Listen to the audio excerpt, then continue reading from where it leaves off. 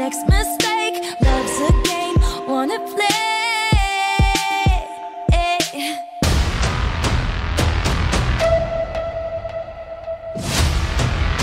You know the value of voting Democratic when our votes count.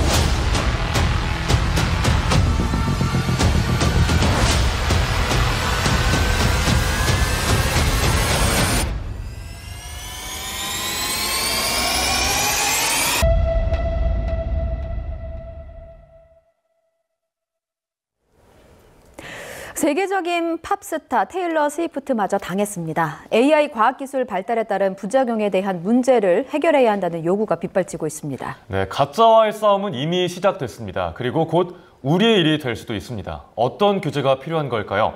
유네스코 세계과학윤리위원회 부위원장인 한양대 철학과 이상욱 교수와 함께 알아보겠습니다. 교수님 어서 오십시오. 예, 안녕하세요. 예, 저희 테일러 스위프트의 영상이 앞서 나갔는데 사실 뭐 미국 경제를 움직인다고 할 만큼 영향력이 큰 인물인데 스위프트마저 당했습니다. 이게 사실 유명인이 딥페이크 기술에 당한 게 한두 번은 그렇죠. 아니어서 갈수록 심각해지고 있는 것이 아닌가라는 생각이 들어요. 예, 냉정하게 얘기하면 테일러 스위프트가 좀 안 됐긴 하지만 유명인이니까 저 정도로 주목을 받은 거고요.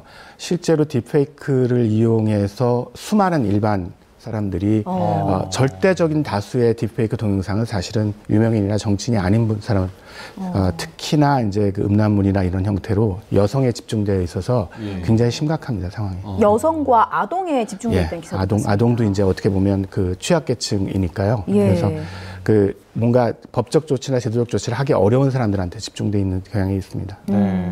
이 해당 이미지가 뒤늦게 차단 조치가 됐더라고요. 근데 이미 SNS 상에서는 4,700만 회 이상이 하루도 안 되는 시간 안에 조회가 됐고요. 그래서 팬들은 당연히 분개하면서 X가 왜 이렇게 좀 뒤늦게 조치를 했냐라면서 분개를 하던데, 그럼 이런 SNS 플랫폼에서 아직 이런 문제가 되는 딥페이크 이미지가 자동으로 걸러지는 시스템은 따로 없는 건가요? 그러니까 활용을 하는 이제 플랫폼들이 있고요. 공식적으로 활용을 하지 않는 플랫폼들이 있는데 여러 가지 문제가 있습니다. 이제 자동으로 걸러지는 시스템을 활용한다고 해도 사실 이제 애매한 부분들이 있거든요. 이게 너무나 뻔하게 딥페이크인 건 당연히 쉽게 걸러지지만 그 애매한 부분은 결국 사람들이 판정을 해야 되는데 이제 비용이나 시간적으로 금박금박 대응이 좀 힘든 거죠. 그래서 훨씬 여기에 신경을 많이 쓰고 집중을 해야 되는데 아직까지는 이제 대응이 확실히 느린 것이 사실입니다. 예, 방송 보시고 딥페이크가 문제라고 저희가 얘기를 하는데 이게 대체 뭔가 싶으신 분들이 있을 거예요. 그러니까 쉽게 말하면 얼굴을 다른 몸과 합성을 해서 진짜인 것처럼 한다, 그런 거잖아요. 근데 이거를 기술 또 어떻게 만들었나 봤더니 지금 이 테일러 스위프트와 관련한 사안에서는 해당 이미지가 마이크로소프트사의 생성형 AI 도구가 있는데 이거를 이용해서 만들었다는 소리가 또 있기도 하더라고요. 근데 그러면 AI 하면은 인공지능이라고도 하고, 그러면 AI가 자동으로 이걸 만들었나 싶은 생각도 드실 것 같아요. 그렇진 절대로 않고요. 아닌가요? 예. 핵심은 예전에도 사실은 인공지능 전에도 합성 이미지 막 만들고 그랬잖아요. 그리고 사실은 이제 SF 영화 같은 데 보면 굉장히 CG 많이 써가지고 전혀 비현실적이지만 너무 생생한 그런 이미지 만드는데 원리는 기본적으로 같습니다. 중요한 거는 지금 인공지능 기술이 도입이 되면 훨씬 빠르게, 옛날에는 한 땀 한 땀 다 일일이 소루를 해야 됐던 작업들을 굉장히 쉽게, 그리고 일반인들도 별로 경험이 없는 일반인들도 그냥 마치 문서 프로그램 쓰듯이 그냥 화질이나 이런 거 몇 개 선택하면 금방 만들 수 있다는 게 굉장히 큰 특징이고요. 그리고 그렇게 된 이유는 이제 인공지능의 딥페이크의 딥이 이제 심층 학습이라고 그래가지고 여러 개의 층위를 가져서 다양한 기능들을 갖다 훨씬 효과적으로 수행하게 만드는 알고리즘인데요. 그런 알고리즘을 활용하면 굉장히 빠른 속도로, 그리고 누구나 다 만들 수 있는 그런 프로그램들을 제작할 수 있는 거죠. 네, 지금 그래픽으로 딥페이크가 어떻게 만들어지는지 과정을 보내드리고 있는데 지금 미국 백악관에서 목소리를 내서 이 사건을 좀 심각하게 보고 있다라고 하고 관련 입법을 빨리 조치를 해야 된다, 이런 목소리도 나오는데, 근데 조금 전에 얘기했던 것처럼 딥페이크로 인한 음란물 이런 문제가 어제 오늘 일이 아니잖아요. 그럼 관련 규제는 지금까지 어때왔습니까? 그러니까 관련 규제가 당연히 있었는데요. 그 규제들의 성격이 지금 디지털 기반, 그리고 특히 사이버 공간이 굉장히 확대된 이 상황에 잘 못 쫓아가고 있는 것 같아요. 왜냐하면 이런 그 딥페이크 동영상을 만들어서 어느 플랫폼이든 올리면은 그 만약에 1시간 내에 삭제가 이루어졌다고 해도 그게 그 사이에 수천만 회가 조회가 될 수가 있잖아요. 네, 그럼요. 그런 것들에 대해서 어느 정도까지 그 포탈의 책임자들이 관리의 책임을 지고 그 만든 사람들은 어느 정도 처벌을 받고 이런 부분들에 대해서는 사실은 주 단위로 미국에서 주 단위로 약간의 규제나 제도들이 만들어지고 있는데 아직 연방 수준의 제도가 없어서 이제 미 백악관도 이제 그런 점에 굉장히 주목을 한 것 같습니다. 규제도 규제인데 저는 걸러내는 것도 기술인 것 같거든요. 그러니까 예를 들어서 예전에는 뭐 합성 사진이다 이러면은 뭐 딱 티가 났고 그렇죠. 최근만 해도 뭐 손가락이 뭐 합성 사진이다 해서 보면 손가락이 6개고 막 이런 일도 있었잖아요. 그렇죠. 네. 예. 근데 그러면은 뭐 그나마 좀 걸러내기가 쉬울 것 같은데 교수님 말씀하신 것처럼 딥하게 스스로 학습을 하면서 뭔가 좀 더 정교해지게 되면 이게 진짜인지 가짜인지 구별하지 못하는 상황이 되고 그러면 기술적으로 이걸 어떻게 걸러내야 되나? 그래서 이제 1차적으로 요구하는 그 어떤 기술적인 그 제한 조치는 이제 EU에서 AI 법안 만들면서 요구하는 건데요. 네. 그런 생성형 이미지로 만든 그 결과물에 대해서는 이게 생성형 이미지 인공지능으로 만들었다는 점을 알아볼 수 있는 표시를 하게 되어 있습니다. 그리고 그것들을 어떻게 검증할 수 있는지 그 검증 방법을 같이 제출해야 돼요. 심사를 받을 때. 그런데 이제 거기까지 보면 굉장히 안전해 보이지만 그러니까요. 당연히 이제 세상에는 창과 방패 기술 경쟁 문제가 있어서 그거를 회피하는 기술들을 개발해내고 예를 들어서 요번에도 이런 어떤 페이크 동영상을 만드는 그 프로그램들은 만드는 데다가 다 그 워터마크라고 그래가지고 표시가 이렇게 나오게 되어 있거든요. 이제 제가 유튜브 찾아보니까 거기서 뭐라고 안내하냐면 워터마크 나오는데 신경 쓰지 마라. 웬만한 동영상 프로그램으로 다 지울 수 있다. 아예 그렇게 안내가 돼요. 그러니까 이게 기술적으로 당연히 연구가 필요하고 고민이 돼야 되지만 사실은 기술만 가지고 되는 일은 아니고 여러 가지 그 윤리적 고려나 제도적 고려가 같이 가야 되는 일입니다. 참 쫓고쫓기는 추격전이다라는 생각이 좀 듭니다. 이런 딥페이크가 근데 이미지뿐만에 아니에요. 움직이는 영상 그리고 목소리도 합성이 가능합니다. 얼마 전에 미국에서 실제로 관련 논란이 있었는데 바이든 대통령을 모방한 가짜 목소리입니다. 근데 제가 가짜라고 하니까 가짜로 들리겠지만 실제로 가짜인지 진짜인지 한번 구별해 보세요. 녹취 들어보시겠습니다. We know the value of voting Democratic when our votes count. It's important that you save your vote for the November election. 예. 바이든 대통령인 줄 알았습니다. 저는. 저는 걸러내는 기술이 일단 제 귀에는 없는 것 같아요.